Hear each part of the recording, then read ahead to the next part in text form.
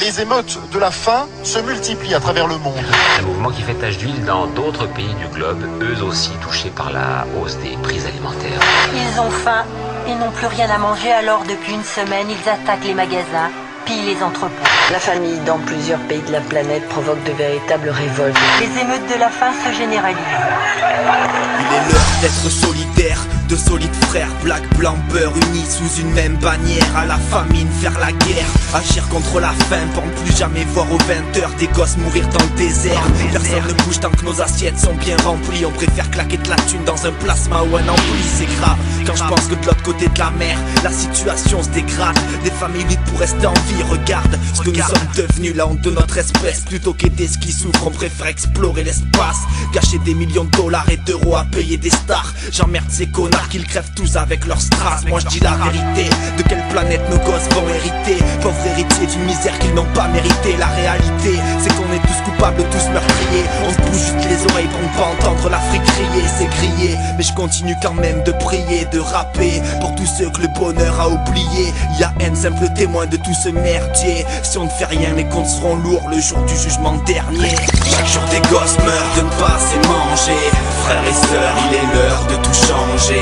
Comment peut-on fermer les yeux et laisser tomber? Combattre la misère ne te mettra pas en danger. Je n'ai qu'une envie, voir la France manifester, main dans la main, tous unis devant l'Elysée. Cette société capitaliste est une MST. Elle a contaminé l'Afrique et fou de la voir y rester.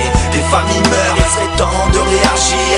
Nos petites ambitions, pourquoi ne pas les élargir? Quand je pense à ces pères, obligés de partir, risquer leur vie en mer, souvent de jamais revenir. La terre-mère est sur le point de mourir. Ce morceau est le couteau dans un puits pour qu'elle puisse tenir. Sans elle, l'humanité n'a plus aucun avenir. La famine, un fléau qu'il est temps de bannir. Bannir la famine, bannir la guerre, bannir l'égalité. Alors, quel est aussi le raisonnement des dirigeants de la Banque mondiale et du FMI? C'est le suivant, c'est on va habituer les pays en développement à dépendre du financement que nous leur apportons pour leur développement ou leur gestion courante des affaires. Et si on les rend dépendants des financements, eh bien, nous obtenons ainsi un moyen de les influencer, de dicter un certain type de politique.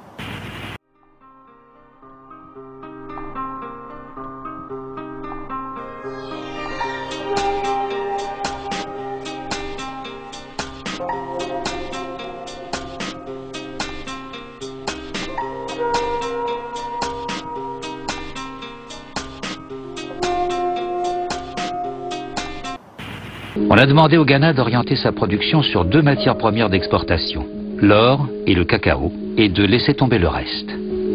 Simple variation sur un thème remontant à l'ère coloniale.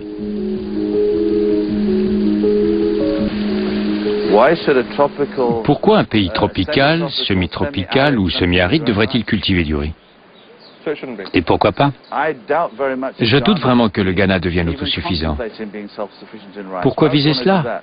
Alors que la Thaïlande ou le Vietnam, grâce à tous leurs avantages naturels, produisent un riz à un prix bien inférieur à ce que pourrait produire le Ghana.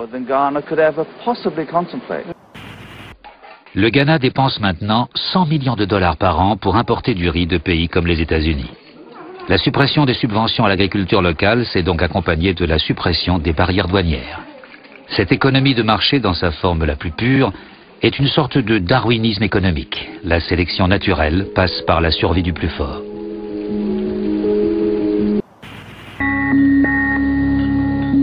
Au temps des colonies, le Ghana s'appelait la Gold Coast, la côte de l'or. Le pays a toujours beaucoup rapporté aux étrangers, mais la richesse n'est jamais revenue à la population.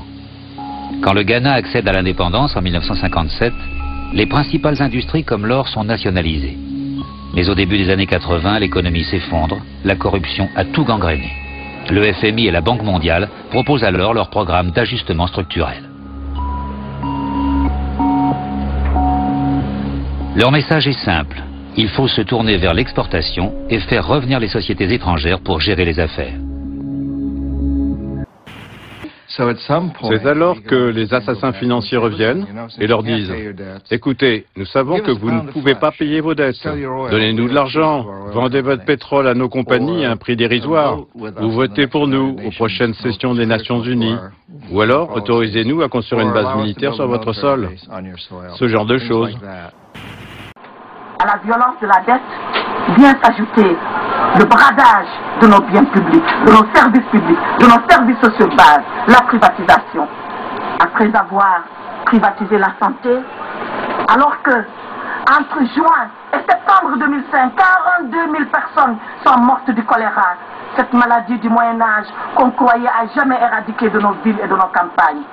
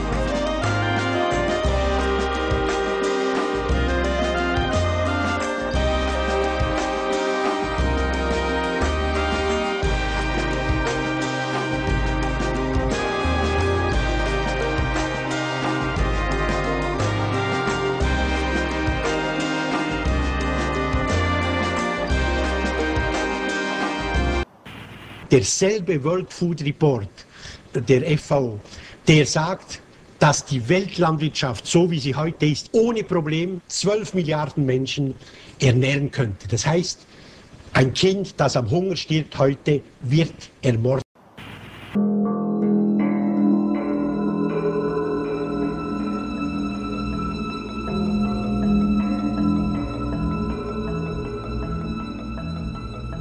We economic hitmen really have been the ones responsible for creating this first truly global empire.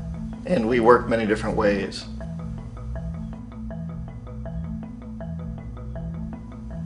But perhaps the most common is that we will identify a country that has resources our corporations covet, like oil, and then arrange a huge loan to that country from the World Bank or one of its sister organizations.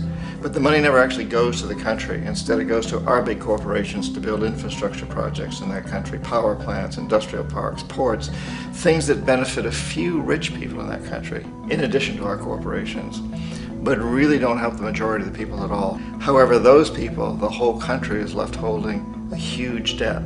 It's such a big debt they can't repay it, and that's part of the plan, that they can't repay it. And so at some point, we economic hitmen go back to them and say, listen, you owe us a lot of money, can't pay your debt, so sell your oil real cheap to our oil companies. Allow us to build a military base in your country, or send troops in support of ours to someplace in the world like Iraq, or vote with us on the next UN vote. To have their electric utility company privatized and their water and sewage system privatized and sold to U.S. corporations or other multinational corporations. So there was that whole mushrooming thing, and it's so typical of the way the IMF and the World Bank work, that you put a country in debt, it's such a big debt it can't pay it, and then you offer to refinance that debt and pay even more interest. And you demand this quid pro quo, which you call a conditionality or good governance, which means basically that they've got to sell off their resources, including many of their social services, their utility companies, their school systems sometimes, their penal systems, their insurance systems, to foreign corporations. So it's a double, triple, quadruple whammy.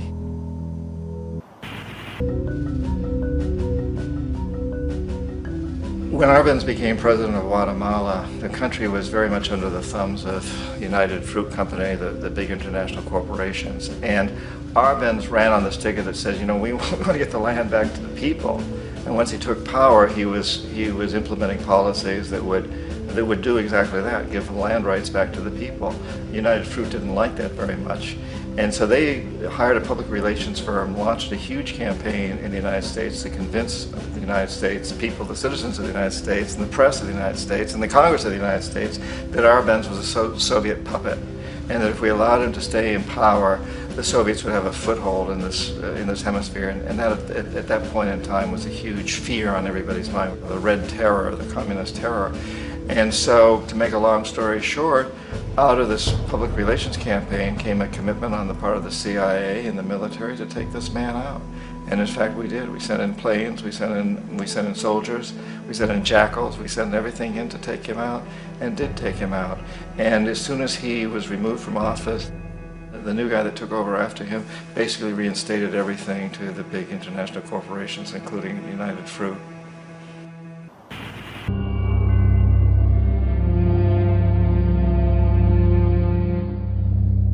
You talked about oxidative stress earlier. Is treating oxidative stress one of the best ways to deal with the African AIDS epidemic? I think this is one way to approach, to decrease the rate of transmission, because I believe HIV, we can be exposed to HIV many times without being chronically infected.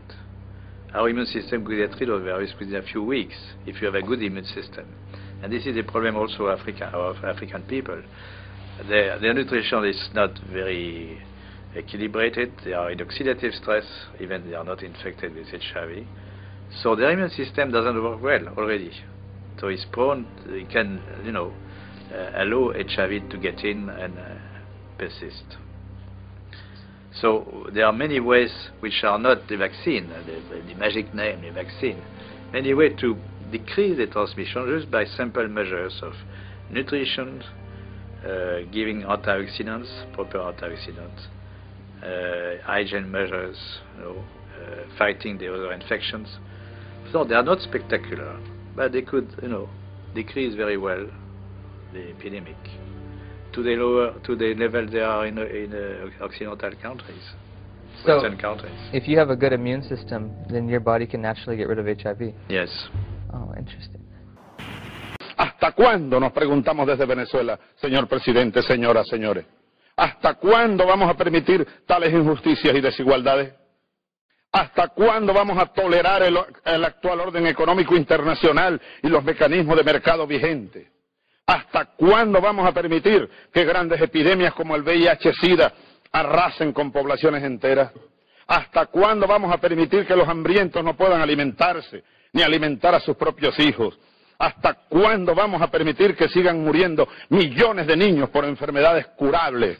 ¿Hasta cuándo vamos a permitir conflictos armados que masacran a millones de seres humanos inocentes con el fin de apropiarse los poderosos de los recursos de otros pueblos? Cesen las agresiones y las guerras.